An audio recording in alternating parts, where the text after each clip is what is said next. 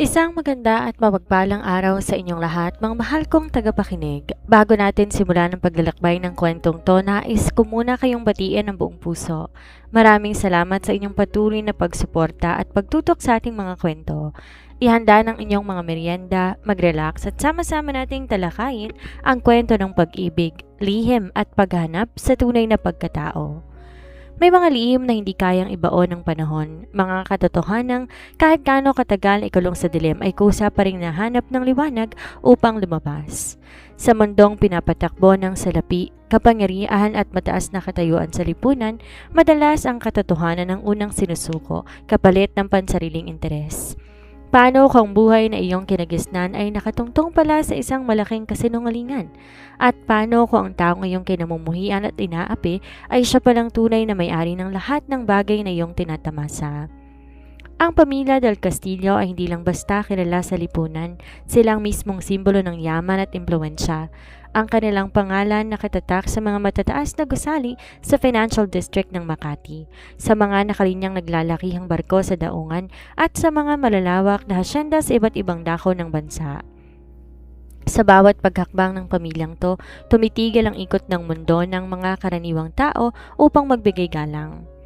Ang Del Castillo Holdings ay isang imperyo na tinayo mula sa dugo at pawis ng ilang henerasyon at sa kasalukuyan ang nasabing imperyo ay pinamumunuan ng kagalang-galang at may paitaas na paninindigan na si Don Alejandro Del Castillo. Ngunit sa likod ng kumikinang ng mga korona, mamahaling mga sasakyan at ang sikat na Del Castillo Mansion, isang palasyong nakatayo sa gitna ng isang napakalawak at eksklusibong subdivision. May mga taong nagiging pundasyon ng kanilang tahimik na pamumuhay. 20 taon na nakalilipas nang unang humakbang sa bakuran ng mansyon ng mag-asawang Mario at Luz Vergara.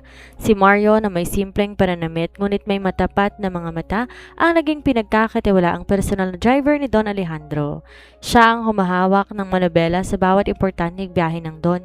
At sa paglipas ng 2 dekada, hindi kailanman nabahira ng anumang alinlangan ang kanyang katapatan.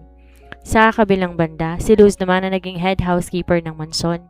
Sa ilalim ng maingat at masinop niyang pamamahala, ang bawat silid sa napakalaking palasyo ay nanatiling malinis. Bawat pagkain nagsisilbi sa tamang oras at ang bawat empleyado nakikipagkapwa-tao. Dahil sa kanilang tagal at walang katulad na pagsisilbi, tinuturing na sila ni Don Alejandro na higit pa sa karaniwang mga kasambahay. Sila mga taong nakasaksi sa pag-akyat at pagbagsak ng iba't ibang negosyo ng pamilya at sila rin nakakaalam ng mga pang-araw-araw na gawi sa loob ng bahay. Subalit sa kabila ng magandang pakikitungo ng Don sa pamilya Vergara, may isang pader na hindi kailanman nabuwag. Isang pader na gawa sa malamig, na galit at diskriminasyon, at ang pader na yon ay nagmumula sa mismong ginang ng tahanan, si Doña Beatriz del Castillo. Si Doña Beatriz ay kilala sa matas na lipunan bilang isang babaeng may walang kapantay na kagandahan ngunit may malamig at matigas na puso. Para sa kanya, ang antas ng tao sa lipunan ang pinakamahalagang bagay sa mundo. Ang dugo ng isang Del Castillo ay dapat manatiling dalisay at ang mga taong tulad ng mga kasambahay at driver nararapat lamang sa kanilang mababang kalagayan. Ngunit ang galit ni Doña Beatriz ay hindi lamang nakatuon sa usapin ng mahirap at mayaman. May isang partikular na tao na sa tuwing hahakbang sa kanyang paningin, tila nagpapadala ng inig ng puot sa buong katawan ng ginang. Ang taong yon ay ang naging tanging anak ni Mario at Luz, si Isabela Vergara. Sinilang si Isabela sa mismong taon kung kailan nagsimulang magsilbi ang kanyang mga magulang sa mga Del Castillo. Lumaki siya sa loob ng estate, naglalaro sa mga damuhan, sa likod ng servants' quarters at nagmumukhang isang maliit na paru-paro na nagtatakbo sa malawak na hardin. Si Isabela ay lumaking isang napakagandang dalaga. Meron siyang mga matang malalalim at puno ng buhay. Balat na bagaman hindi singputin ng mga aristokrata ay may natural na kayumangging linis at ningning at isang ngiti na kayang magpagaan sa anumang mabigat na pakiramdam. Matalino siya, mabait at may angking sipag ng kinamamanghaan ng lahat ng mga tauhan sa mansyon. Ngunit para kay Doña Beatriz, ang pagkakaroon ni Isabela sa loob ng kanyang bakuran ay tulad ng isang tinik sa kanyang balat. Mula pa noong bata si Isabela, tuwing makikita ng ginang ang bata na naglalakad sa hallway o naglalaro sa hardin, Agad na magbabago ang timpla ng mukha nito. Ang kanyang mga matay magdidilim at ang kanyang labi ay mamimilipit sa matinding pagkamuhi. Bakit nandito na naman ang batang yan? Sigaw ni Doña Beatriz isang hapon habang nakatayo sa balkonahe. Habang nakikitang nagdidilig ng mga halaman ng 7 taong gulang pa lamang na si Isabela. Luz, ilayo mo sa paningin ko ang anak mo. Ayoko nakikitang batang yan sa harap ng bahay ko. Patawad po, Ginang. Pumasok ka na sa loob, Bella. Nagmamadaling pakiusap ni Luz, habang hawak ang dibdib sa kaba. Agad namang tatakbo ang batang si Isabela pabalik sa kanilang maliit na bahay sa dulo ng estate. Nagtataka ano ang nagawa niyang kasalanan upang magalit ng ganito ang senyora. Paulit-ulit ang ganitong mga eksena sa paglipas ng mga taon. Sa tuwing magkakasalubong sina Doña Beatriz at Isabela, palaging may masakit na salitang bibitawan ng Ginang. Ayokong nakikita ang batang yan. Agad naman tumakbo ang batang si Isabela pabalik sa kanilang maliit na bahay sa dulo ng estate. Sa tuwing nagkakasalubong sina Doña Beatriz at Isabela, siguraduhin mong hindi siya lalapit sa main house, Luz. Hindi siya nababagay dito. Nakakairita ang mukha niya. Masungit at malamig na utos ni Doña Beatriz habang dinededma ang mga pagbati ng dalaga. Hindi kailanman maintindihan ni na Mario at Luz kung saan nagmumula ang gayong matinding galit ng Ginang. Wala namang ginagawang masama si Isabela, sa katunayan, napakagalang ng bata at palaging nakayoko bilang paggalang tuwing nakakasalubong ang mga may-ari ng mansyon.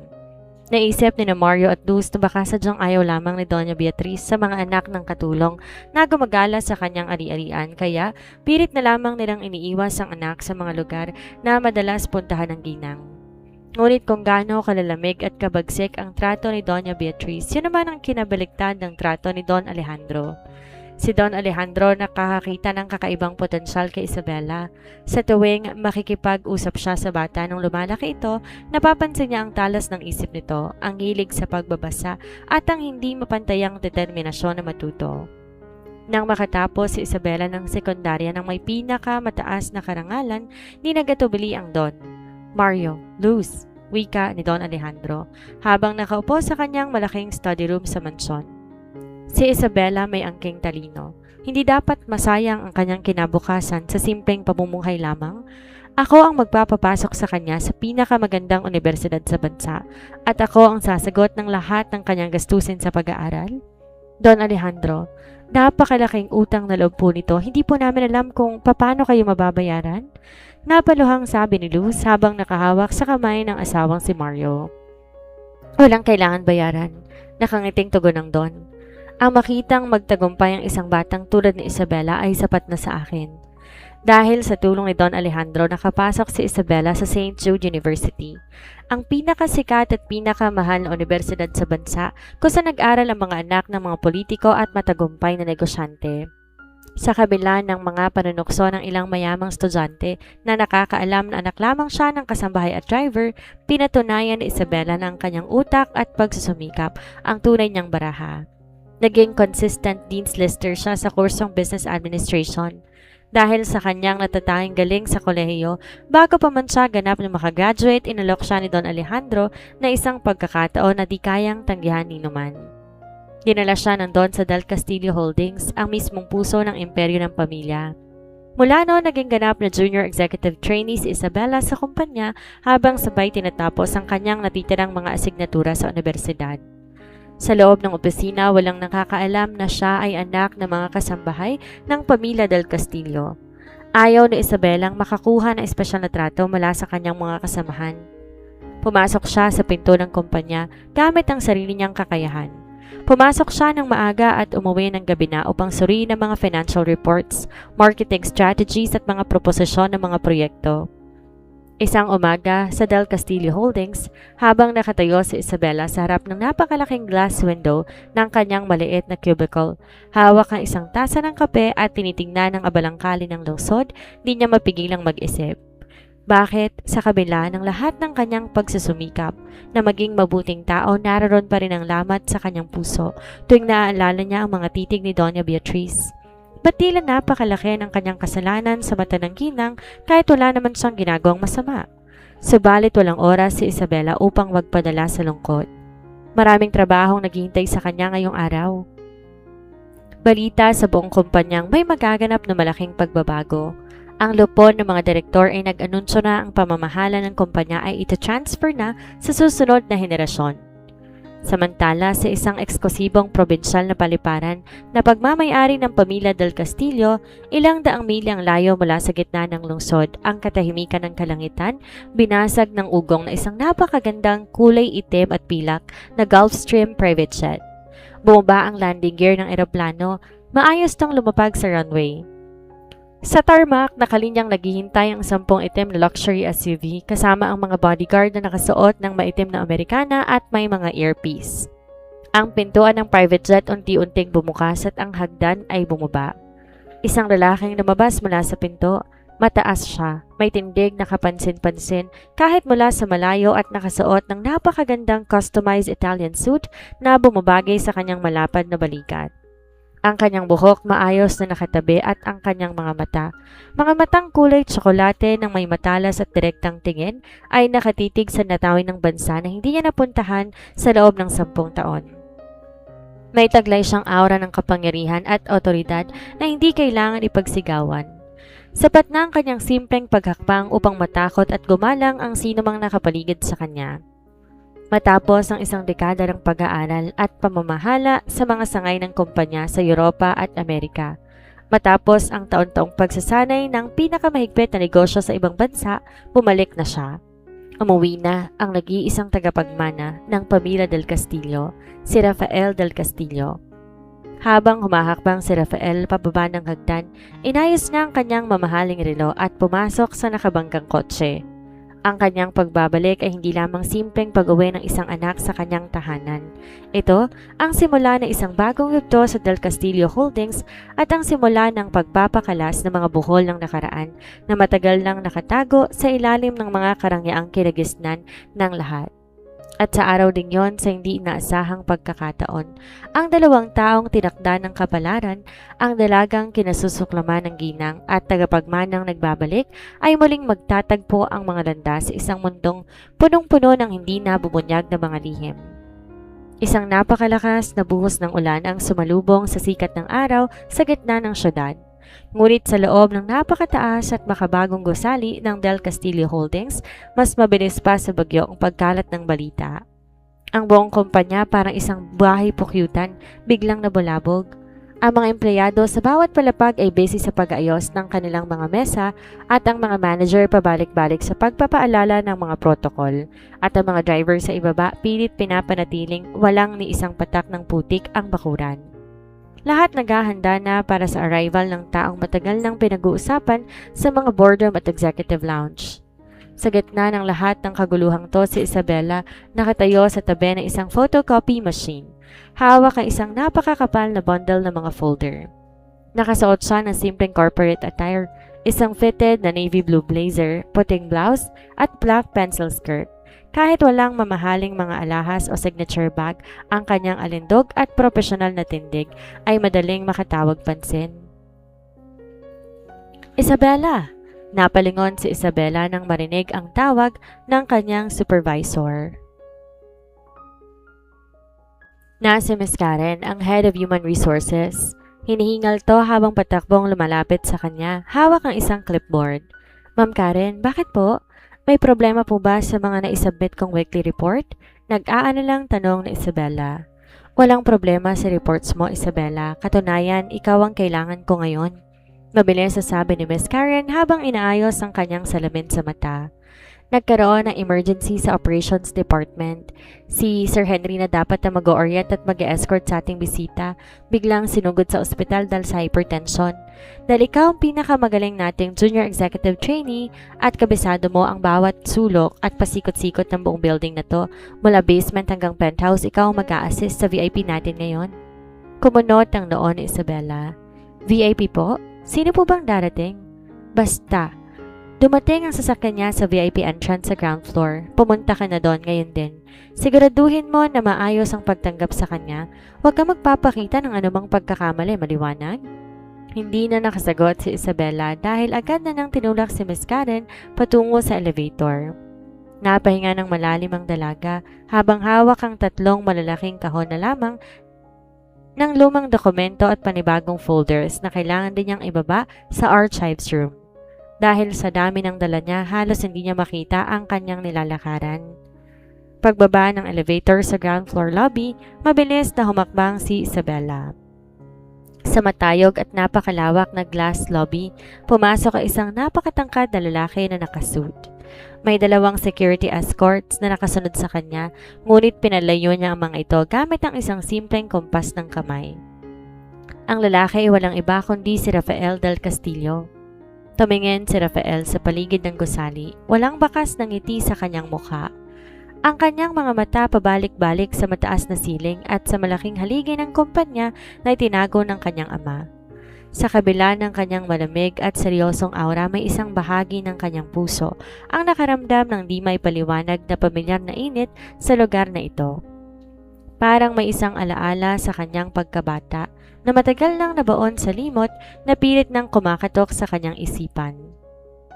Habang naglalakad si Rafael patungo sa private elevator, hindi niya napansin ang isang dalaga na nagmamadaling lumabas mula sa side hallway. Nakaharang mataas na kahon sa mukha nito. Aray! Nagkabanggaan silang dalawa. Dahil sa lakas ng impact, nahulog mula sa mga kamay ni Isabela ang mga kahon at ang mga papeles nagsabog sa makintab na sahig ng lobby. Nawalan ng balanse si Isabela at muntik ng mabuwal, ngunit mabilis siyang nahawakan sa braso ni Rafael. Sa loob ng ilang segundo, nagkatitigan silang dalawa. Isang kakaibang kuryente ang tila dumaloy sa kanilang mga balat. Napatingin si Rafael sa mga mata ni Isabela, ang mga matang malalalim, malilinis at may kakaibang lambing na tila nakita na siya saan man noong unang panahon. Sa kabilang banda, napatingin si Isabela sa gwapong mukha ng lalaki, sa matalas nitong panga at sa mga matang tila may tinatagong matinding lalim. Ngunit agad pumasok sa isip ni Isabela ang kanyang trabaho. Mabilis siyang umayos ng tayo at bumitaw sa pagkakahawak nito. Naku, pasensya na po. Pasensya na talaga sir, hindi ko po kayo napansin eh. Nag-aalalang sabi ni Isabela habang mabilis lumuhod sa sahig upang pulutin ang mga kumalat na papel. Pinagmasdan lamang siya ni Rafael mula sa itaas.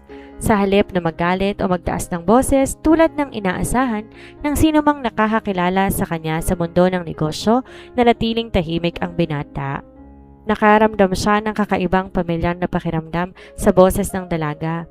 May mga alaala na biglang pumasok sa isip ni Rafael. Mga alaala nung 7 taong gulang pa lamang siya. Naalala niya ang malawak na hardin ng Del Castillo Mansion. Naalala niya ang isang maliit na batang babae na may mga bakas ng putik sa mukha ngunit laging tumatawa habang nagtatatakbo sa ilalim ng araw. Naalala niya kung paano silang magtago sa likod ng malalaking puno ng mangga upang takasan ng mga tagapag-alaga.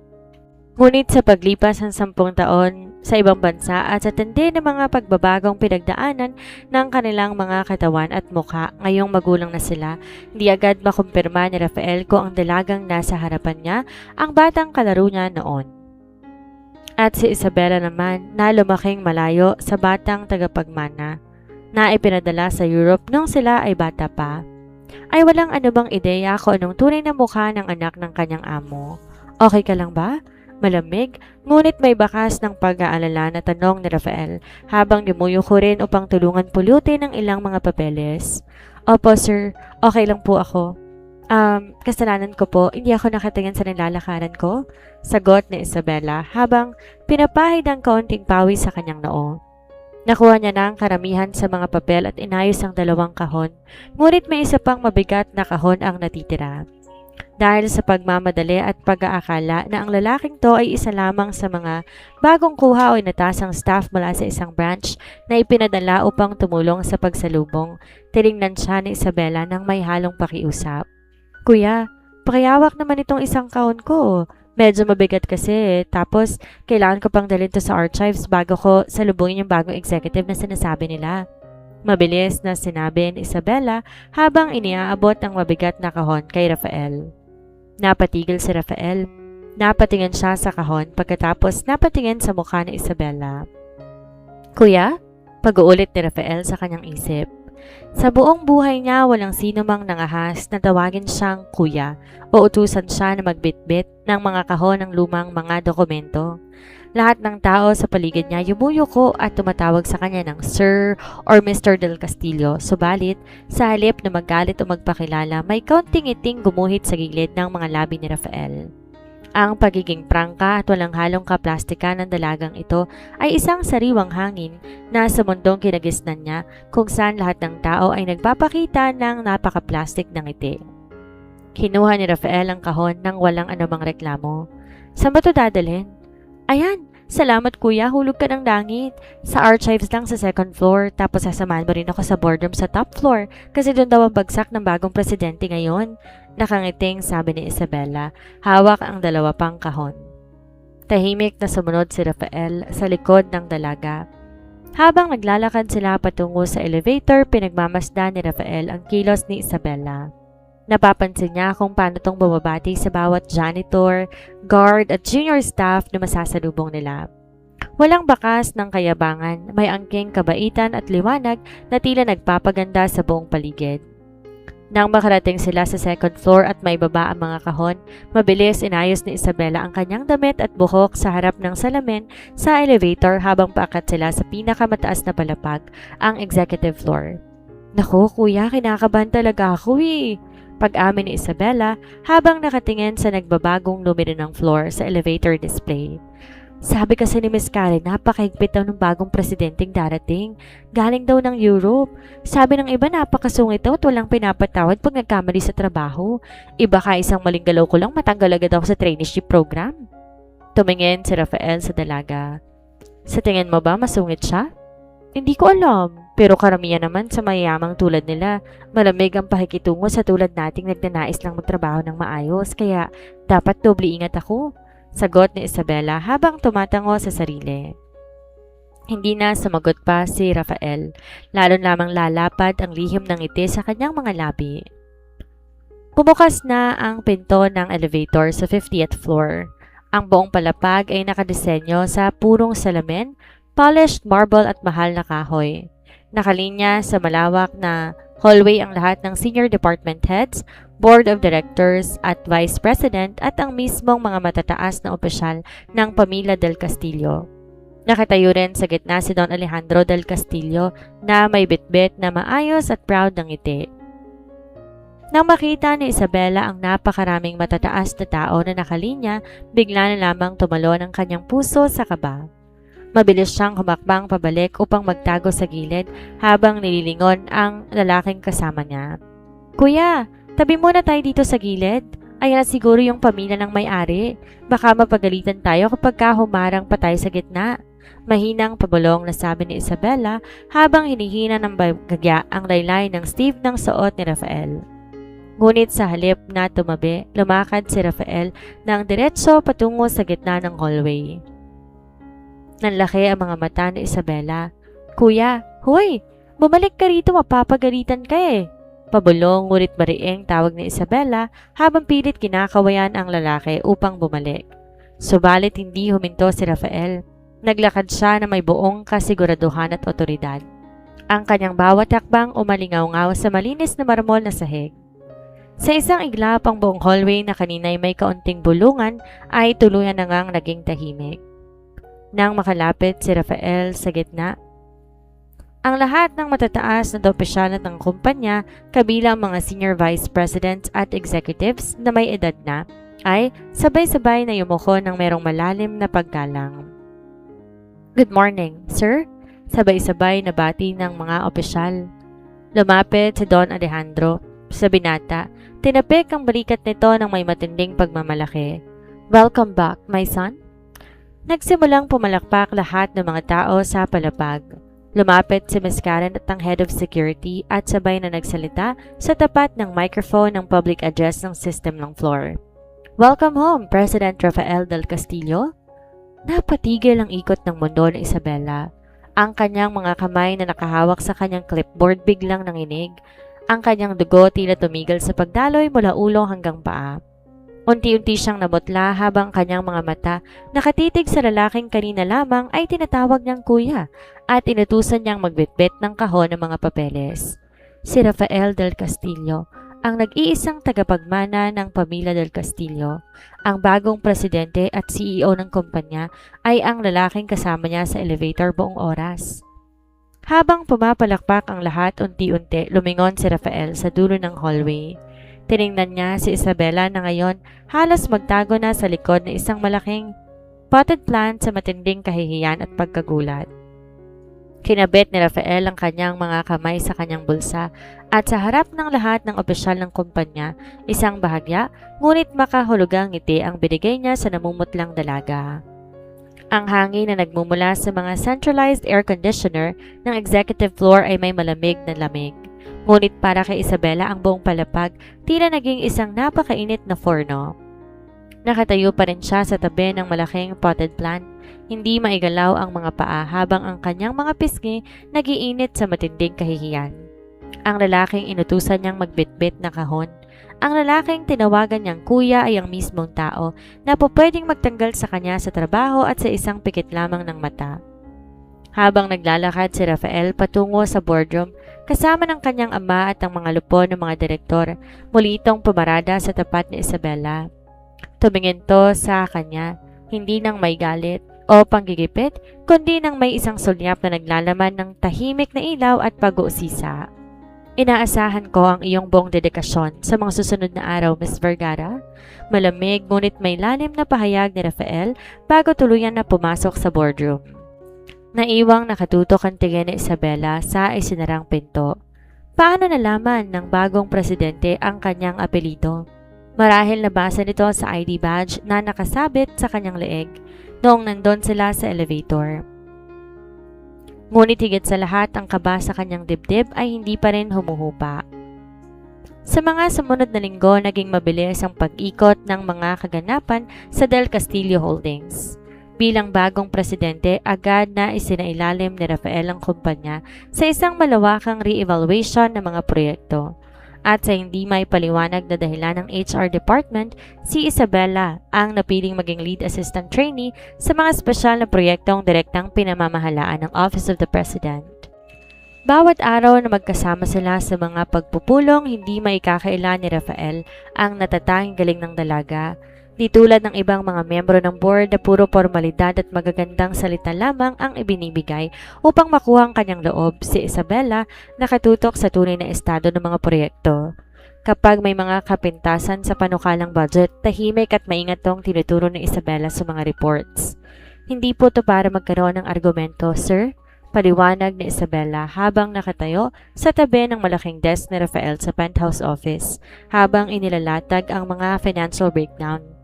Pero kung titingnan po natin ang supply ng raw materials mula sa ating lokal na supplier, mas makakatipid ang kumpanya ng halos 15% kung direktang pakikipag-usap sa mga kooperatiba ang gagawin sa halip na dumaan sa third-party contractor.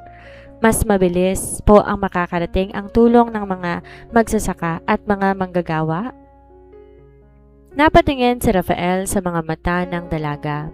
Nakita niya ang katapatan dito. Walang plastic na intensyon, walang hangaring magpasikat para sa promosyon. Ang tanging hangad lamang ni Isabela ay magawa ng maayos at matapat ang kanyang tungkulin. Gawin mo ang panukalang yan. Ihanda mo ang formal na proposal para sa board. Maikling utos ni Rafael, ngunit sa loob-loob niya, lalong lumalalim ang kanyang paghanga sa dalaga. Isang Sabado, naglungsad ang Del Castillo Foundation ng isang malaking outreach program sa isang pampublikong ampunan at community center sa labas ng lungsod. Ito ay isa sa mga advokasya na personal pinangangalagaan ng pamilya Del Castillo. Ngunit sa pagkakataong to, si Rafael ang formal na kumatawan sa kumpanya, kasama si Isabela sa mga empleyadong nagboluntaryo upang tumulong sa pamamahagi ng mga gamit sa pag-aaral at pagkain. Sa gitna ng mainit na hapon habang ang karamihan sa mga opisyal ng kumpanya ay nakatayo sa ilalim ng payong at abala sa pakikipag-usap sa mga lokal na opisyal upang mag-take ng mga litrato para sa press release, si Isabela ay nasa gitna ng malawak na covered court. Nakasakay sa kanyang likod ang isang maliit na batang babae habang nakikipaghabulan siya sa iba pang mga bata. Ang kanyang buhok nakatali na lamang ng palakdaw-lakdaw dahil sa hangin. Ang kanyang mga pisngi mamula-mula na sa init at ang kanyang malutong na halakhak ay umaalingaw sa buong paligid. Walang bakas ng pagiging corporate trainee. Naroon siya bilang isang simpleng taong may tapat na pagmamahal sa mga nangangailangan. Sa dulo ng court nakatayo si Rafael, nakasandal siya sa isang poste, hawak ang isang baso ng tubig. Niyang tinaas ang kanyang sandaling yon ang ingay ng mga batang naglalaro, ang sigawan ng mga tao sa paligid at ang huni ng hangin ay tila unti-unting napawi sa pandinig ni Rafael. Ang tanging nakikita lamang ng kanyang mga mata ay si Isabela. Ang kanyang mga ngiti na kumikinang sa ilalim ng sikat ng araw, ang kanyang mga matang napupuno ng lambing sa tuwing yayakapin ng mga bata at sika sa kanyang pandinig. Mabilis tinampat ni Rafael ang kanyang kamay sa kanyang kaliwang dibdib. Naroon ang isang mabilis, malakas at kakaibang tibok ng puso. Isang tibok na hindi niya kailanman maramdaman sa alinmang mamahaling gala, syaling pag-ipon sa Europe o sa harap ng sinumang aristokrata na babae na pinakilala sa kanya ng kanyang ina. Isabela, mahinang naibulong ni Rafael sa sarili habang nakatitig sa dalaga. Ngunit ang namumuong liwanag sa pagitan ng dalawa ay hindi nakaligtas sa mga matang nakatago sa dilim. Sa parehong hapon ding yon, isang mamahaling tea room sa Del Castillo Mansion. Nakaupo si Doña Beatriz hawak ang isang porselanang tasa. Sa kanyang harap nakatayo ang isa sa kanyang mga personal na espiya sa kumpanya. Isang senior staff na binabayaran niya upang magkulat ng bawat galaw sa opisina ng kanyang anak. "Anong sinabi mo?"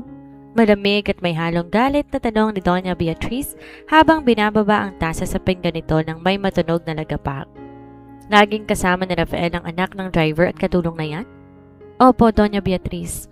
Si Isabela Vergara po ang madalas niyang kasama sa mga out-of-town inspection at isa sa mga pribadong meeting sa penthouse. Kahit sa outreach program ngayon, kapansin-pansin ang pagtitig ng senyorito sa kanya, ulat ng staff. Nanginig ang mga kamay ni Doña Beatriz sa matinding galit. Ang kanyang mga matay nagdilim habang naaalala ang mukha ni Isabela. Ang mismong mukhang kinatatakutan niyang makita araw-araw. Ang mismong batang pilit niyang tinataboy mula sa kanyang paningin sa loob ng 20 taon ngayon unti-unting pumapasok sa buhay ng kanyang kinikilalang anak. Hindi maaari. Pabulong ngunit madiin na sabi ni Doña Beatriz sa sarili. Hindi ko hahayaang sirain ng batang yan lahat ng pinaghirapan ko. Kailangan matapos to bago pa maging huli ang lahat.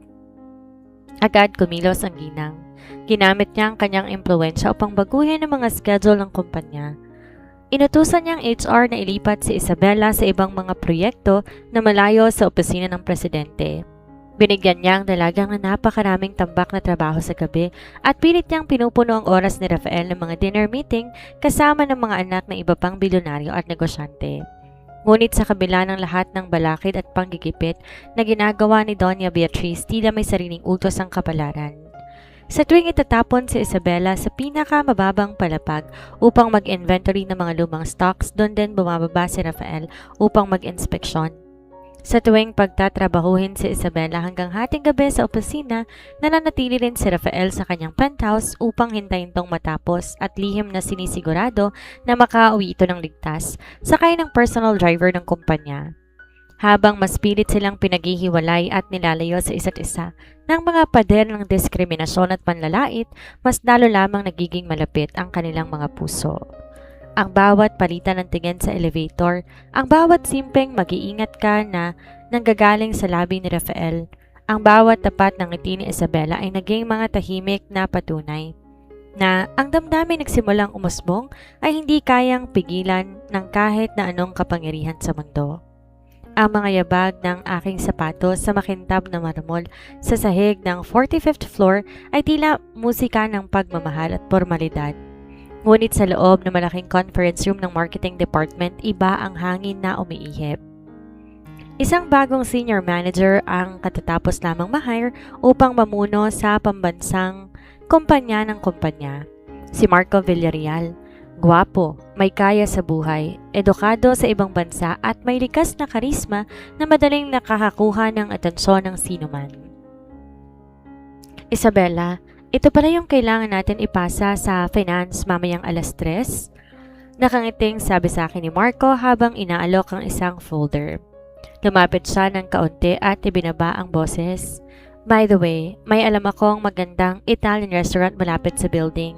Free ka ba ngayong lunch? Gusto ko sana pag-usapan natin yung proposed budget habang kumakain. Ngumiti ako ng may paggalang at dahan-dahan inayos sa mga papel sa aking mesa. Naku, Sir Marco, salamat po sa alok pero nakahanda na po kasi yung baon ko ngayon eh. Tsaka baka po pwedeng dito na lang natin pag-usapan sa pantry pagkatapos kong i-review itong mga files? Marco na lang, Isabella, tsaka no worries, my treat. Mas masarap kumain sa labas kaysa magtiis sa pantry. Sige na, pumayag ka na. Muling pakiusap ni Marco na may kasamang magiliw ng ngiti habang nakatitig sa aking mga mata. Hindi namin namamalayan sa kabilang dulo ng glass wall ng opisina may isang matangkad na obrahang nakatayo. Nakakrus sa mga braso ni Rafael habang nakatingin sa loob ng kwarto. Ang kanyang mga mata matalas na nakatutok sa mga kamay ni Marco na bahagyang nakadikit sa gilid ng aking mesa. Nakakaramdam siya ng isang kakaibang init sa kanyang dibdib. Isang matinding iritasyon na hindi niya maituturing na simpleng pagiging abala sa trabaho. Nang sumapit ang oras ng tanghalian, puno ng tao ang executive cafeteria sa 10th floor. Masayang nagtatawanan ng mga empleyado habang nakalinya sa buffet area. Nakaupo ako sa isang gilid kasama ng dalawa ko pang kapwa trainees nang biglang lumapit si Marco habang hawak ang kanyang tray. Isabella, pwedeng sumabay? Tanong ni Marco habang tinuturo ang bakanting upuan sa aking tapat. Sige po, Sir Marco, upo kayo. Sagot ko habang inaayos ang aking plato. Akmang uupo na si Marco at magsisimulang makipagkwentuhan nang bigla namang naging tahimik ang buong cafeteria. Lahat ng empleyadong kumakain dahan-dahang tumigil sa pagnguya at napatingin sa pinto. Pumasok si Rafael. Nakasuot siya ng kanyang karaniwang madilim na suit. Ngunit ang kanyang aura ngayon ay mas malamig at mas seryoso kaysa sa mga nakarang araw. Dire-diretso ang kanyang lakad patungo sa kinaroroonan ng aming mesa. Ang kanyang mga yabag ay umalingaw-ngaw sa gitna ng biglang tumahimik na kwarto. Huminto si Rafael sa mismong tabi ng aking upuan. May meeting tayo, malamig at madilim na pahayag ni Rafael habang nakatitig ng diretso sa akin nang di man lang tinatapon ng tingin kay Marco. Kumunot ang noo ko sa pagtataka. Tumingin ako sa aking wristwatch at pabalik sa mukha ng presidente. Sir, wala naman po sa schedule natin ngayon. Sabi niyo po kaninang umaga mamayang alas 4 pang presentation sa board. Meron na ngayon. Mabilis at walang alinlangan putol ni Rafael sa aking salita. Napasinghap ang mga empleyadong nakikinig mula sa malapit na mga lamesa. Nagkatinginan ang aking mga kapwa trainee habang si Marco dahan-dahang tumayo at inayos ang kanyang polo. Sinusuri ang kinikilos ng bagong presidente. Mr. Del Castillo, kakaupo lang po ni Isabella para kumain. Baka pwedeng matapos muna siya kahit 10 minuto? Formal, ngunit may halong pagsubok na pakiusap ni Marco.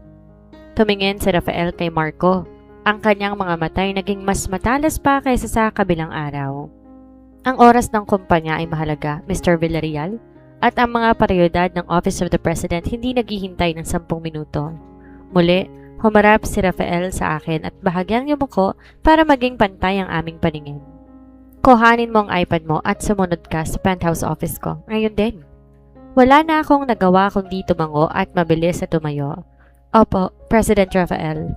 Binalingan ko ng tingin si Marco. Pasensya na, Sir Marco. Una na muna ako.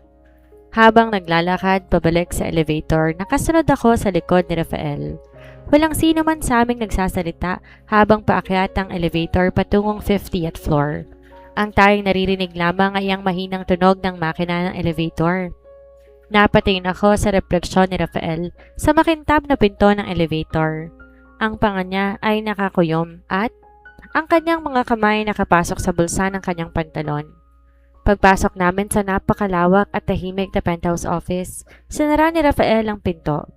Nilagay ko ang aking iPad sa ibabaw ng malaking glass desk at naghandang maglabas ng mga dokumento. Sir, alin pong file ang kailangan natin pag-usapan?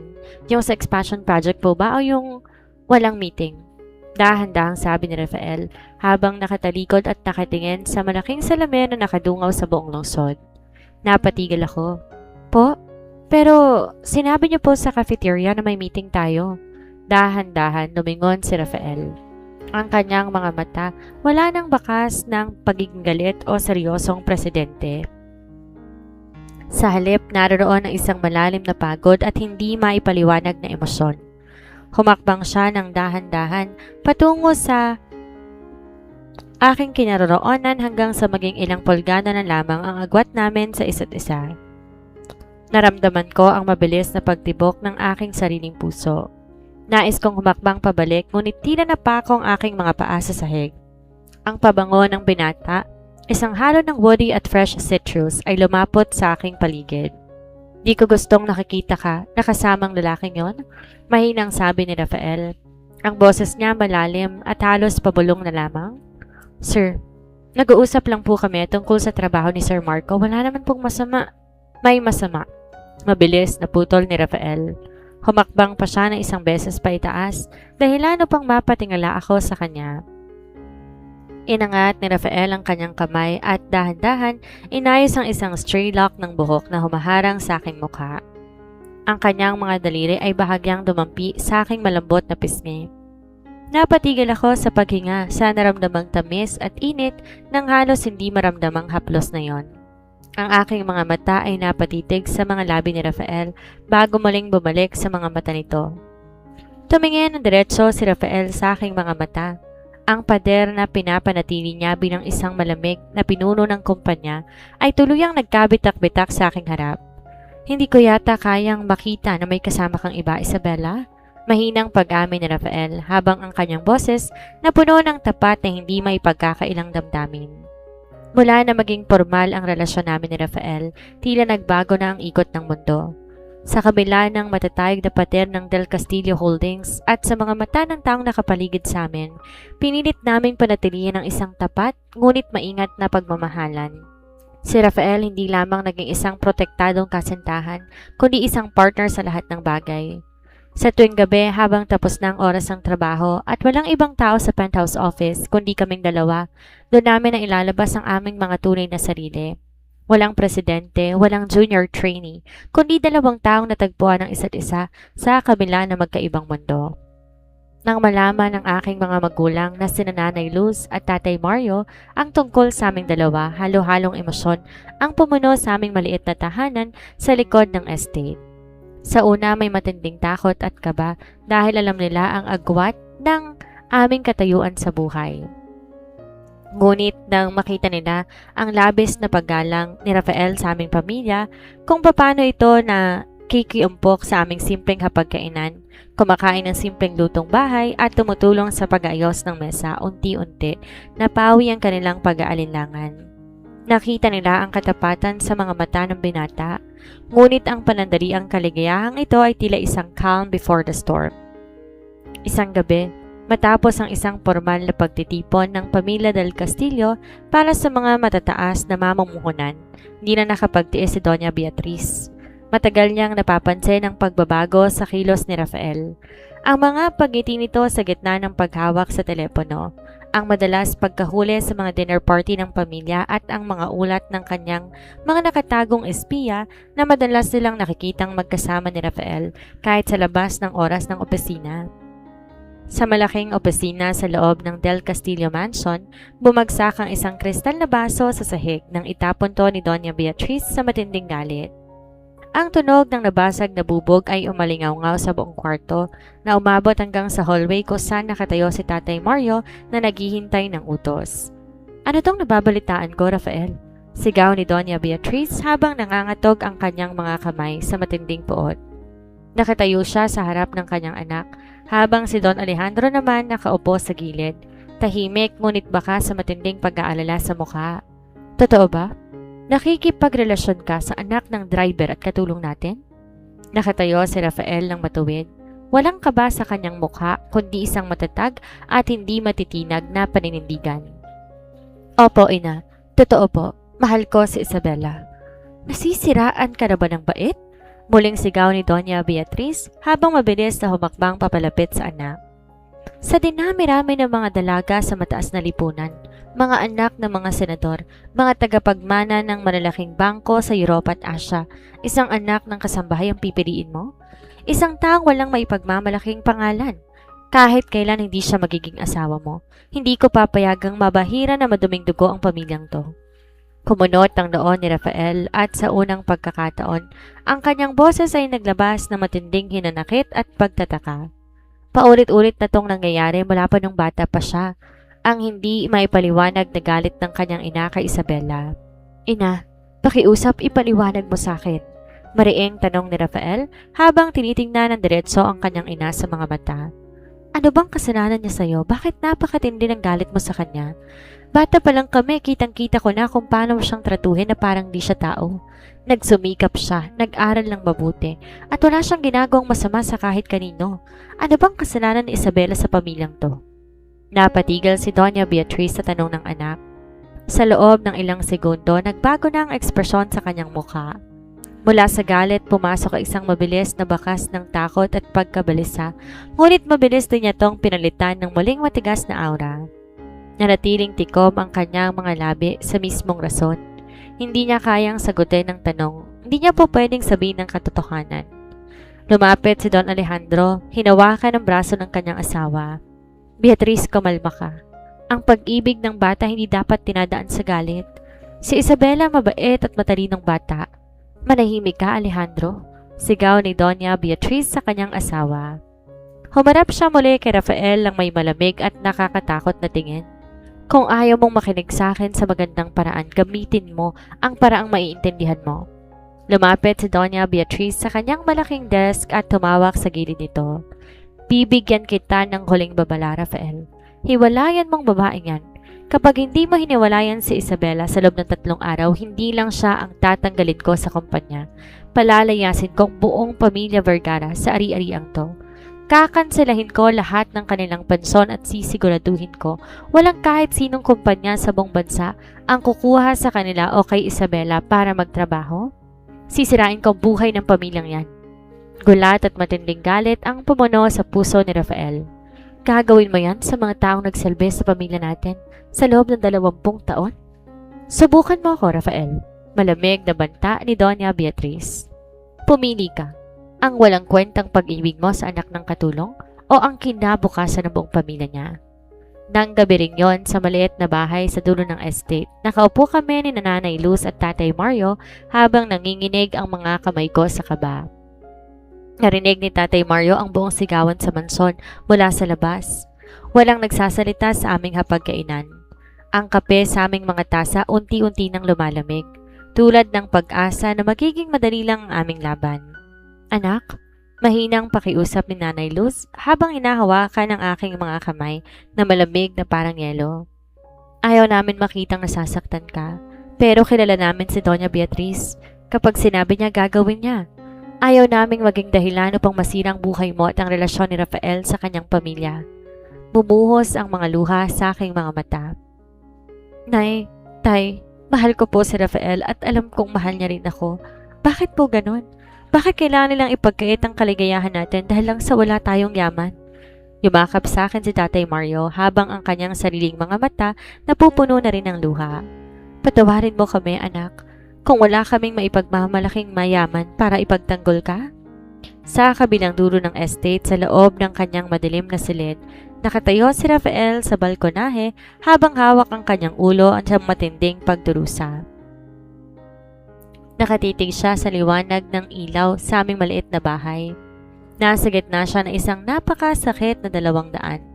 Ang ipaglaban ng aming pag-ibig ngunit isumpa ang aking pamilya sa kawalan ng mapupuntahan o ang sakripisyo ang kanyang sariling kaligayahan upang protektahan kami mula sa bagsik ng kapangyarihan at ng kanyang sariling ina. Ang dilim ng hating gabi, tila ba mas lalong naging mabigat sa loob ng formal na opisina ng Legal Counsel ng Del Castillo Holdings. Nakaupo si Attorney Samuel Cruz sa likod ng kanyang malaking wooden desk habang nakalapag sa kanyang harap ang ilang kapal na mga dokumento. Sa tapat niya nakaupo ang aking mga magulang, sina Nanay Luz at Tatay Mario habang ako naman nakatayo sa kanilang likod, hawak ng mahigpit na mga balikat ni Nanay na nanginginig sa kaba at takot. Ginoo at Ginang Vergara, pati na rin sa'yo, Isabela. Panimula ni Attorney Cruz habang iniaayos ang salamin sa mata.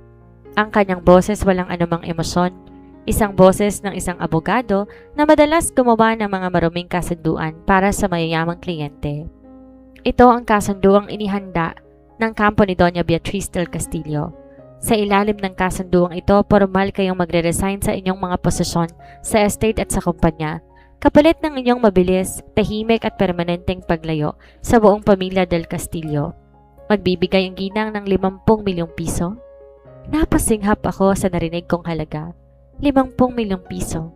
Isang halagang sapat upang baguhin ang buhay ng isang simpleng pamilya magpakailanman. Inilapit ni Attorney Cruz ang dalawang hawak na ballpen at ang mga papel sa tapat ni Tatay Mario. Isang pirma nyo lamang dito, maibibigay agad ang tseke. Ngunit may malinaw na utos ang kasunduan. Kailangan niyong lumipat sa malayong lugar, magpalit ng mga contact number, at kailanman hindi na magpapakita o makikipag-ugnayan kay President Rafael del Castillo.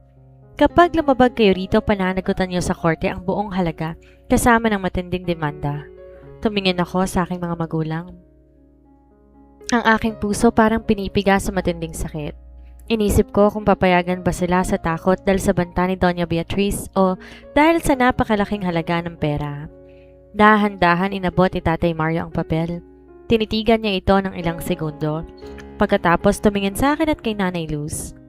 Nakita ko ang panlulumo at matinding hinanakit sa kanyang mga mata. Ngunit sa likod nito, nandoon ang isang uri ng dangal na hindi kailanman mabibili ng salapi.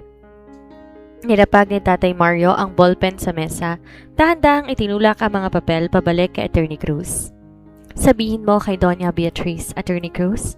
Madiin at buong katatagang sabi ni Tatay Mario habang nakatitig ng diretso sa abogado. 20 taon kaming nagsilbi sa pamilya del Castillo ng may katapatan at malinis na konsensya. Kailanman hindi namin ibinenta ang aming dangal at hindi namin sisimulan yon ngayon kapalit ng kanyang pera. Hindi namin kailangan ng 50 milyong piso niya. Mario, pinag-isipan niyo ba ito ng mabuti? Gulat at nag-aalalang tanong ni Attorney Cruz. Alam niyo kung ano ang kakayahan ng ginang kapag tinanggihan niyo siya. Walang mapapatira sa inyo at walang magpapatrabaho sa inyo kapag ginamit niya ang kanyang impluensya. Kahit magdilig kami ng halaman sa kalsada o magtinda ng kakanin sa kanto, gagawin namin. Sagot ni Nanay Luz habang nakahawak ng mahigpit sa kamay ng aking tatay. Huwag niyo lang dungisan ang pagkatao ng anak namin gamit ang pera ninyo. Nang gabi rin yon, pinalayas kami sa Del Castillo Mansion. Wala kaming nadalang anumang rangya. Ang tanging bitbit lamang namin ay ang mga lumang maleta na naglalaman ng aming mga damit at ang aming natitirang kaunting ipon mula sa aming mga sahod. Sa gitna ng dilim, sa ilalim ng malamig na ulan, tahimik kaming lumabas sa malaking tarangkahan ng estate kung saan kami lumaki at nagsilbi sa loob ng 2 dekada. Dinala kami ng aming mga paa sa isang maliit, tahimik at malayo-layong bayan sa dalampasigan ng Bataan. Doon umupa kami ng isang maliit na kubo na gawa sa kawayan at nipa. Dahil sa harang at impluwensya ni Doña Beatriz, hindi na ako nakabalik sa Del Castillo Holdings at hindi ko na rin natapos pa ang aking natitirang huling buwan sa universidad. Upang mabuhay, nagsimula kaming magtinda ng mga huling isda ni na Tatay Mario sa pamilihan habang si Nanay Luz naman gumagawa ng mga kakanin upang itinda sa dalampasigan. Ngunit may isang mas malaking katotohanan ang dumating sa aking buhay sa gitna ng aming pagtatago. Ilang linggo matapos ang aming paglipat sa Bataan, madalas akong makaramdam ng matinding pagkahilo at pagsusuka sa madaling araw. Naging mabilis din ang pagbabago sa aking panlasa at madalas akong mapagod. Nang magpasya kaming pumunta sa isang maliit na pampublikong klinika sa bayan, doon ginawa ng doktor ang pagsusuri. Congratulations, Miss Vergara, nakangiting sabi ng doktora habang nakatingin sa ultrasound monitor. 2 buwan ka ng buntis. Napahawak ako sa aking tiyan. Ang mga luha ay mabilis na gumulong sa aking mga pisngi. Si Rafael, ang lalaking mahal ko. May bunga na ang aming pagmamahalan sa loob ng aking tiyan. Isang sanggol na lalaki o babae na magiging simbolo ng aming pag-ibig sa kabila ng lahat ng balakid. Nais kong tumakbo pabalik sa lungsod. Nais ko siyang tawagin at sabihing, Rafael, magiging ama ka na. Ngunit tuwing naaalala ko ang mga banta ni Doña Beatriz at ang panganib na po pwedeng idulot nito sa aking mga magulang at sa sanggol sa aking tiyan, pilit kong pinapatay ang pagnanais na yon sa aking puso. Inalis ko ang aking SIM card at tuluyang pinalitan ng aking mga social media accounts. Naglaho kaming parang bula. Samantala, sa lungsod, ang buhay ni Rafael tuluyang nabalot ng kadiliman at pagdadalamhati. Nang malaman ni Rafael ang nangyaring pagpapalaya sa aming pamilya, nagkaroon ng napakalaking kaguluhan sa loob ng Del Castillo Mansion. Galit na kinumpronta ni Rafael ang kanyang ina, ngunit nanatiling malamig at walang pakialam si Doña Beatriz. "Hinanap mo na ba sa lumang bahay nila sa probinsya?" Sigaw ni Rafael sa kanyang personal assistant habang nakatayo sa kanyang penthouse office. Hawak ang mga balikat nito sa matinding desperasyon. "Hinanap mo na ba sa mga kaibigan niya sa universidad?" "Sir Rafael, ginawa na po namin ang lahat." Nag-aalalang sagot ng assistant. "Naglagay na po kami ng mga tao sa lahat ng bus terminal, airport at mga seaport. Pinuntahan na rin po namin ang mga kamag-anak ni na Aling Luz, pero parang naglaho na lang po talaga sila nang walang anumang bukas. Di wala pong nakakaalam kung saan sila lumipat." Napasandal si Rafael sa glass wall ng kanyang opisina. Dahan-dahang napaupo sa sahig. Ang dating matatag, makapangyarihan at kinatatakutang presidente ng Del Castillo Holdings ay tuluyang nasira at umiyak ng buong puso. Hawak niya ang isang maliit na silver bracelet na naiwan ko sa aking mesa ng opisina bago ko umalis. Araw-araw pagkatapos ng kanyang trabaho sa kumpanya, personal na nagmamaneho si Rafael sa iba't ibang probinsya. Pumupunta siya sa mga palengke, sa mga barangay hall, at sa mga pampublikong lugar upang magtanong habang hawak ang aking larawan. Ngunit saan man siya pumunta, walang sino mang nakakakilala sa amin. Habang nagdadalamhati ang binata sa pagkawala ng babaeng tanging minahal niya, sa loob naman ng Del Castillo Mansion, isang kakaibang tensyon ang nagsisimulang umusbong. Napansin ni Don Alejandro sa mga kilos ng kanyang asawa na si Doña Beatriz. Napansin niyang tuwing mababanggit ang pangalan ni Isabela o kapag nakikita ng ginang ang mga lumang larawan ng pamilya Vergara, hindi lamang galit ang lumalabas sa mga mata nito, kundi isang matinding takot, pagkabalisa at hindi mapakaling galit na tila may malaking kasalanang pilit na itinatago. Isang gabi, habang tulog si Doña Beatriz, nakita ni Don Alejandro ang asawa na nag-iingay at nag-aalinlangan sa kanyang panaginip. Habang paulit-ulit na ibinubulong ang mga salitang, "Wag ninyong sasabihin sa kanila. Hindi sa kanya ang batang yan. Akin si Rafael. Akin lang." Nagising si Don Alejandro na may matinding kabagabagan sa kanyang dibdib. Pumasok sa kanyang isip ang napakaraming tanong na matagal niya nang sinawalang bahala. Bakit gano'n na lamang ang matinding poot ni Beatriz kay Isabela mula pa nung bata ito? Bakit tila natatakot ang ginang sa tuwing magkakatabi sina Isabela at Rafael? Naramdaman ni Don Alejandro na sa likod ng 20 taong katahimikan at karangyaan ng pamilya del Castillo may isang napakalaking lihim na unti-unting lumalabas mula sa kadiliman. Isang lihim na kapag nabunyag ay magpapatumba sa buong imperyong kanilang itinayo. Sa kabila ng matinding lungkot at kawalan ng pag-asa na naranasan ni Rafael matapos ang aking paglaho, hindi siya sumuko. Ang pagmamahal niya sa akin at ang hindi may paliwanag na pagtataka sa mga kilos ng kanyang ina ang naging mitsa upang magsimula siya ng sarili niyang lihim na investigasyon. Di niya ginamit ang mga tauhan ng kumpanya na pupwedeng magulat kay Doña Beatriz. Sa halip, humingi siya ng tulong kay Attorney Samuel Cruz, ang abogadong matagal nang nakakaalam sa ilang panloob na usapin ng pamilya. Ngunit may malaking lihim na konsensya sa mga nangyayari. Isang gabi sa isang pribadong silid sa isang lumang library, iniharap ni Attorney Samuel Cruz kay Rafael ang isang napakalaking brown envelope. "Mr. Del Castillo?" Panimula ni Attorney Cruz habang bumubuntong hininga ng malalim. "Matagal kong pinag-isipan kung dapat ko bang ibigay sa iyo to, pero nakikita ko ang paghihirap mo at sa tingin ko, oras na para matapos ang kasinungalingang to." Sa loob ng isang envelope may mga lumang certified hospital records mula sa St. Jude Medical Center, ang pampublikong ospital kung saan isinilang ang mga anak ng pamilya Del Castillo at pamilya Vergara 25 taon nang nakalilipas. Habang binabasa ni Rafael ang mga papeles, kumunot ang kanyang noo. May nawawalang birth file. Bakit kulang ang pahina sa mismong petsa ng panganak ni Mama at ni Aling Luz? Dahil binayaran ng iyong ina ang ospital upang burahin ang orihinal na mga record? Sagot ng abogado. Ngunit may isang taong nakaligtas at nakatago ng mga totoong certified copies ng araw na yon. Nilagay ni Attorney Cruz ang isang address sa lamesa. Puntahan mo si Nurse Elena Ramos. Siya ang head obstetrics nurse sa delivery room ng gabing yon. Ilang taon na siyang nagtatago sa isang malayo at tahimik na bayan sa Laguna sa takot ng iyong ina, pero handa na siyang magsalita. Nang kasunod na araw, hindi nag-atubili si Rafael. Nagmaneho siya tungo sa maliit na bahay sa Laguna upang hanapin si Nurse Elena Ramos na ngayon matanda na at may karamdaman. Nang makita ng matandang nurse ang mukha ng binata, napahawak to sa kanyang dibdib. Nanginginig ang mga labi na umiiyak. Kuhang-kuha mo ang mata ng iyong tunay na ama, si Mario, pabulong na pahayag ni Nurse Elena habang pilit na bumabangon mula sa kanyang higaan. Napatigil si Rafael, ang kanyang buong katawan ay nanlamig. Ano pong sinasabi ninyo, Nurse Elena? Sa pamamagitan ng nangangatog na boses, isa-isang ibinunyag na matandang nurse ang katotohanang ibinaon sa kadiliman sa loob ng 25 taon. 25 taon ang nakakaraan. Sabay dinala sa delivery room ng St. Jude Medical Center sina Doña Beatriz del Castillo at Luz Vergara. Kwento ni Nurse Elena habang dumadaloy ang mga luha sa kanyang mga pisngi. Unang nanganak si Luz, isang malusog at napakagwapong sanggol na lalaki ang kanyang isinilang. Pagkalipas ng 2 oras, nanganak naman si Doña Beatriz, ngunit isang sanggol na babae ang kanyang naging anak. Nakinig si Rafael habang ang kanyang dibdib parang pinipiga sa matinding kaba.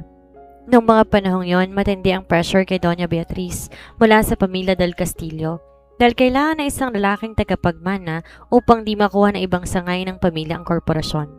Pagpapatuloy ni Nurse Elena. Nang malamang ng ginang na babae ang kanyang anak at lalaki, ang anak naman ng kanyang kasambahay na si Luz, nagdilim ang kanyang isip. Kinamit niya ang salapi at kapangyarihan. Binalot ng takot ang buong staff ng ospital. Dihim niyang pinagpalit ang 2 sanggol habang tulog si Luz at habang wala pa si Don Alejandro na nasa labas ng bansa. Napahawak si Rafael sa gilid ng mesa, di makapaniwala sa kanyang mga naririnig. Kinuha ni Don Beatriz ang sanggol na lalaki ni Luz at pinalabas na yon ang kanyang tunay na anak. Umiiyak na dagdag ni Nurse Elena. At ang sarili niyang anak na babae, binigay niya kina Mario at Luz. Nang maramdaman ni na Mario at Luz ang pagtataka at nang subukan nilang magtanong, tinakot sila ni Doña Beatriz. Banta ng ginang. Kapag nagsalita sila o kapag nagsumbong sa pulisya, gagamitin niya ang kanyang pera upang ipapatay ang sanggol at sisirain niya ang kanilang mga buhay. Dahil sa matinding takot at pagmamahal sa sanggol na ibinigay sa kanila, pilit na nahimik sina Mario at Luz at inalagaan ng batang babae na parang sarili nilang tunay na dugo at pawis. Bumagsak ang mga luha mula sa mata ni Rafael. Lahat ng piraso ng palaisipan na gumugulo sa kanyang isip sa buong buhay niya ay biglang nagkatugma-tugma. Naunawaan niya ng lahat. Naunawaan niya na kung bakit gano'n na lamang ang matinding galit, puot at pagkamuhi ni Doña Beatriz sa akin mula nung bata pa ako. Hindi pala ako kinamumuhian ng ginang dahil lamang sa ako'y anak ng isang simpleng kasambahay at driver, kundi dahil ako ang buhay na paalaala ng kanyang pinakamalaking kasalanan. Sa tuwing nakikita niya ako, nakikita niya ang tunay na anak na kanyang itinapon. At ipinagpalit kapalit ng kapangyarihan at ng yaman. At ang pinakamasakit at pinakamabigat na katotohanan na yumanig sa buong pagkatao ng binata, si Rafael del Castillo, ang lalaking lumaki sa Marangya, ang nag-iisang tagapagmana ng imperyo, ang nakapag-aral sa Europa at nakatira sa napakalaking mansyon, ay ang tunay na anak ni Nanay Luz at Tatay Mario Vergara. At ako, si Isabela Vergara, ang dalagang kinamuhian, inapi, pinalaya sa tinuring na walang kwenta sa loob ng maraming taon, ang tunay na anak ni na Don Alejandro at Doña Beatriz del Castillo. Hawak ang mga lumang birth records at ang nakatalang affidavit na nilagdaan ni Nurse Elena. Dahan-dahan tumayo si Rafael mula sa kanyang upuan. Ang kanyang puso napupuno ng matinding sakit, pagtataka at pananabik na makita ang mga taong tunay na nagbigay sa kanya ng buhay, pati na rin ang dalagang tanging minamahal ng kanyang kaluluwa na ngayon nagdadala pala ng kanyang sariling anak sa isang malayong lugar. Sa tulong ng mga impormasyong nakalap ni Attorney Samuel Cruz, Natukoy ni Rafael ang eksaktong kinaroroonan ng pamilya Vergara sa isang maliit at tahimik na dalampasigan sa Bataan. Isang maaliwalas na hapon. Habang nakatayo ako sa labas ng aming maliit na kubo at inaayos ang mga natuyong damit sa sampayan, narinig ko ang ugong ng isang sasakyan. Isang itim na SUV ang huminto sa gilid ng dalampasigan. Isang sasakyan na napakalayo sa mga lumang tricycle at pampasaherong jeep na karaniwang dumadaan sa aming kalsada. Bumukas ang pinto ng sasakyan.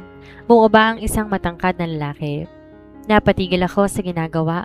Bumagsak mula sa aking mga kamay ang hawak kong damit. Si Rafael. Wala siyang suot na mamahaling suit o kurbata. Nakasuot lamang siya ng simpleng puting polo at maong na pantalon. Ngunit ang kanyang mga mata ay punong-puno ng matinding pananabik, pagod at walang kapantay na pagmamahal. Isabella, mahinang naibulong ni Rafael habang mabilis at tumatakbo patungo sa aking kinaroroonan. Rafael? Hindi makapaniwalang sigaw ko habang ang mga luha ay mabilis na gumulong sa aking mga pisngi. Bago pa ako makahakbang, mabilis pinupog ni Rafael ang kanyang mga braso sa aking katawan at mahigpit akong niyakap. Naramdaman ko ang matinding panginginig ng kanyang balikat at ang mainit niyang luha na pumapatak sa aking leeg. Patawarin mo ko, Isabella. Patawarin mo ko kung natagalan ako. Umiiyak na pakiusap ni Rafael habang hinahalikan ng aking buhok at mga pisngi. Hinanap kita sa bawat sulok. Hindi ako sumuko. Hindi ako susuko sa'yo. Dahan-dahan kong nilagay ang kanyang kamay sa kanyang tiyan. Tumingin ako sa kanyang mga mata. Rafael, may kailangan kang malaman. Hindi na lang ako mag-isa. Magiging ama ka na. Napatigil si Rafael. Napatingin siya sa aking tiyan at pabalik sa aking mukha. Isang halo ng labis na pagkagulat at walang mapaglagyang kaligayahan ang gumuhit sa kanyang mukha. Lumuhod siya sa harap ko sa buhanginan, maingat na humalik sa aking tiyan habang patuloy na umiiyak sa kagalakan. Lumabas mula sa kubo si Nanay Luz at Tatay Mario dahil sa ingay. Gulat na gulat sila na makita ang binata. Ngunit bago pa sila makapagsalita, tumayo si Rafael at humarap sa kanila. Ang kanyang mga mata nakatitig sa 2 taong 20 taong nagsilbi sa kanilang pamilya. Ang 2 taong may malambot na kamay at tapat na mga puso. Dahan-dahan lumuhod si Rafael sa harap ni Nanay Luz at Tatay Mario. Rafael, senyorito, ano pong ginagawa ninyo? Tumayo po kayo dyan? Nag-aalalang sabi ni Tatay Mario habang pinupuntahan ng binata upang patayuin. Nay, Tay? Umiiyak na sabi ni Rafael. Ang kanyang boses ay nanginginig sa matinding emosyon. Alam ko na pong lahat. Nalaman ko po ang ginawa ni Mama nung sinilang kami ni Isabella. Alam ko na kayo ang tunay kong mga magulang. Tila tumigil ang ikot ng mundo para kina Nanay Luz at Tatay Mario. Napatakip si Nanay Luz sa kanyang bibig habang napaupo sa buhanginan, kasabay ng malalakas na hagulgol. Nalaman na ng anak na pilit nilang nilalayo sa katotohanan upang protektahan ang buhay nito ang pinakamalaking lihim ng nakaraan. Ilang araw ang lumipas na ganap ang isang makasaysayang pagkikitang muli sa grand living room ng Del Castillo Mansion. Present ang buong pamilya. Si Don Alejandro nakakagaling lamang sa matinding pagkagulat matapos pakita sa kanya ni Attorney Cruz at Rafael ang mga opisyal na birth certificate at testimonya ng pamilya. Si Doña Beatriz na ngayon namumutla, bagsak ang katawan at wala nang maihaharap na anumang kayabangan. Sina Nanay Luz at Tatay Mario pati na rin kaming 2 ni Rafael. Nakatayo si Doña Beatriz sa gitna ng silid, nanginginig, di makatingin ng diretso sa sino man. Ang kanyang mga mata na dating puro ng puot at matinding diskriminasyon, pinalitan ngayon ng matinding kahihiyan at matinding pagsisisi. Dahan-dahan, sa harap ng kanyang asawang si Don Alejandro at ng lahat ng taong naroroon, bumagsak ang mga tuhod ni Doña Beatriz sa sahig. Lumuhod ang dating matayog at kinatatakutang ginang sa harap ni Nanay Luz at Tatay Mario. Patawarin ninyo ako, hagulho ni Doña Beatriz habang nakayuko ang kanyang ulo sa sahig. Patawarin niyo ako sa kasalanang ginawa ko, 25 taon na ang nakararaan. Naging bulag ako sa kapangyarihan at yaman. Inagaw ko ang anak ninyo at inapi ko ang sarili kong dugo't pawis. Patawarin ninyo ako. Tumingin si Don Alejandro sa kanyang asawa nang may matinding pait sa puso, ngunit agad siyang lumapit sa akin at hawak ang aking mga kamay habang lumuluha. Isabela, anak ko, patawarin mo ako kung di ko agad natuklasan ang katotohanan. Patawarin mo ako kung nabuhay ka sa hirap habang ibang nagtatamasa ng dapat ay sayo. Lumapit ako kay Doña Beatriz at dahan-dahan siyang tinayo. Pagkatapos yumakap ako kay Nanay Luz at Tatay Mario na nakatayo sa aking tabi. Hindi mababago ng kahit ano ang nakaraan. Mahinang sabi ko habang nakatingin kina Don Alejandro at Doña Beatriz. Naranasan ko ang panggigipit at sakit, pero sa kabila noon, pinalaki ako ni Nanay Luz at Tatay Mario ng may buong pagmamahal, dangal at mabuting asal. Hindi ko kailanman ipagpapalit ang mga magulang na nagpalaki, nag-alaga at nagtanggol sa akin nang wala akong kahit ano. Ngumiti si Nanay Luz at niyakap ako ng mahigpit. Pinalapit din ni Rafael si Nanay Luz at Tatay Mario sa kanyang tabi. Dalawang pamilyang nagmahal at nagpalaki sa amin. Pahayag ni Rafael, hawak ang aking kamay at nakatingin kina Don Alejandro at sa aking mga magulang. Hindi natin kailangan mamili kung sino ang tama at mali sa punto ng dugo. Ang mahalaga ayusin natin ang natitirang panahon para sa mga susunod na henerasyon. Lumipas ang 7 buwan, ang dating malamig at puno ng lihim na Del Castillo Mansion muling nabuhay. Ang mga pader na dating naghihiwalay sa mayaman at mahirap tuluyang nabuwag. Sa malawak at verdant na hardin ng estate kung saan kami unang nagdaroon ng mga bata pa kami, sinilang ang aming kambal na lalaki ni Rafael, sina Gabriel at Alexander del Castillo Vergara.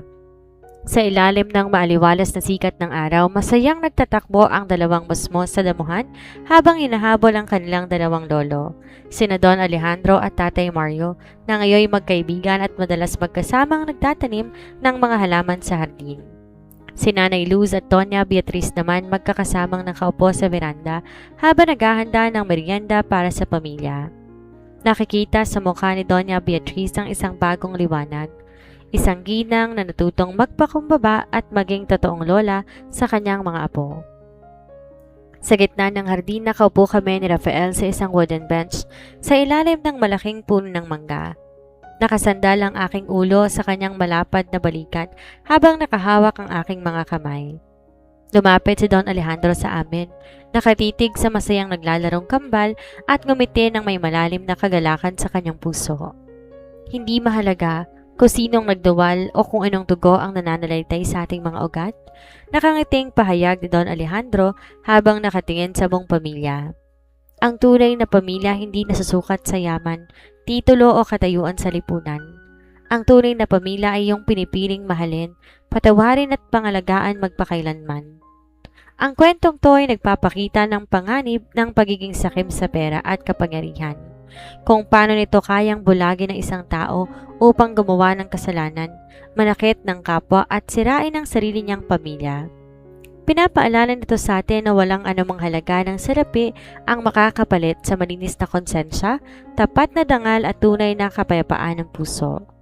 Maraming salamat muli sa inyong patuloy na pagsubaybay at pagsuporta, mga mahal kong tagapakinig. Naway baunin natin ang aral na ito sa ating pang-araw-araw na buhay.